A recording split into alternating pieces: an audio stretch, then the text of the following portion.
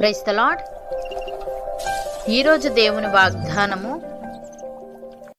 యెహోవాయందు భయభక్తులు కలిగి ఉండుట జీవసాధనము, అది కలిగిన వాడు తృప్తుడై అపాయము లేకుండా బ్రతుకును. సామెతల గ్రంథము 19వ అధ్యాయము 23వ వచనము.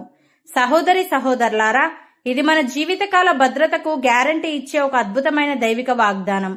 లోకంలో మనుషులు ఆనందం కోసం, రక్షణ కోసం ఎన్నో వెతుకులాటలు ఆడుతుంటారు. కానీ వాటన్నింటికి అసలైన మూలం ఎక్కడుందో ఈ వచనం మనకు స్పష్టం చేస్తుంది. ఈ వాక్యం భయభక్తులు కలిగిన ఒక విశ్వాసి జీవితంలో దేవుడు ఇచ్చే 3 అత్యున్నతమైన ఆశీర్వాదాలను మన కళ్ళ ముందు ఉంచుతుంది. మొదటిగా, యెహోవాయందు భయభక్తులు కలిగి ఉండుట జీవసాధనము అని ఉంది.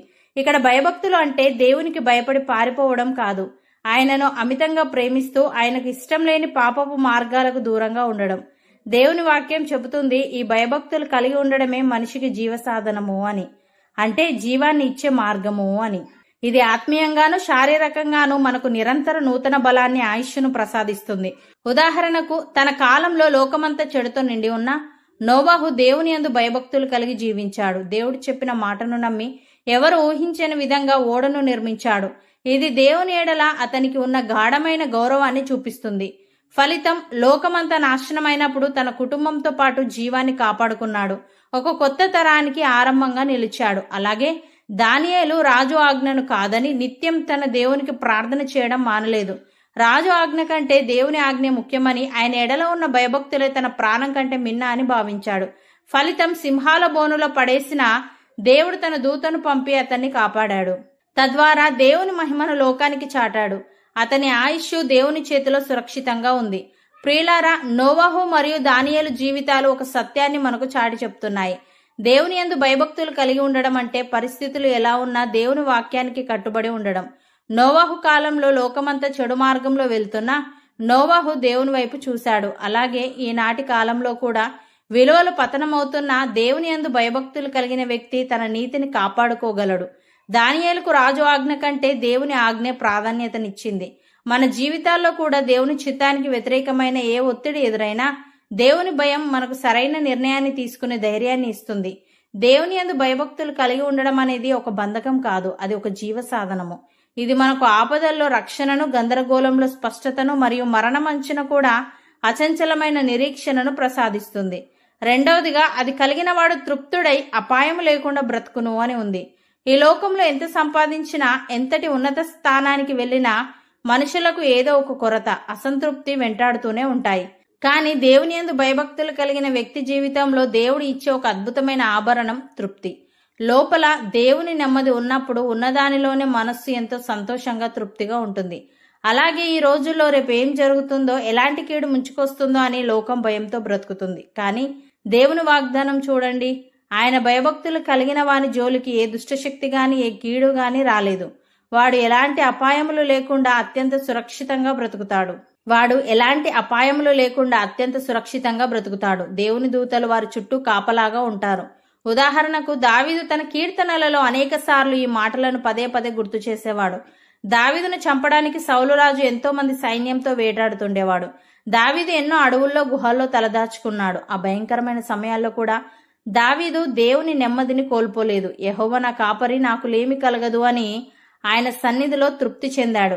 శత్రువుల కంటికి చిక్కకుండా, ప్రాణాపాయం కలగకుండా దేవుడు అతన్ని కంటికి రెప్పలా కాపాడి ఇజ్రాయేలుకు రాజును చేశాడు. అలాగే ఏలియాను చంపాలని ఇజ్రాయేలు రాణి అయిన యెజెబెలు ప్రతిజ్ఞ చేసింది. ఏలియా అడవుల్లో, గుహల్లో దాక్కోవలసిన పరిస్థితి వచ్చింది. ఎంతో ఒంటరిగా, భయంకరమైన పరిస్థితుల్లో ఉన్నప్పటికీ ఏలియా దేవుని మీద ఆధారపడ్డాడు.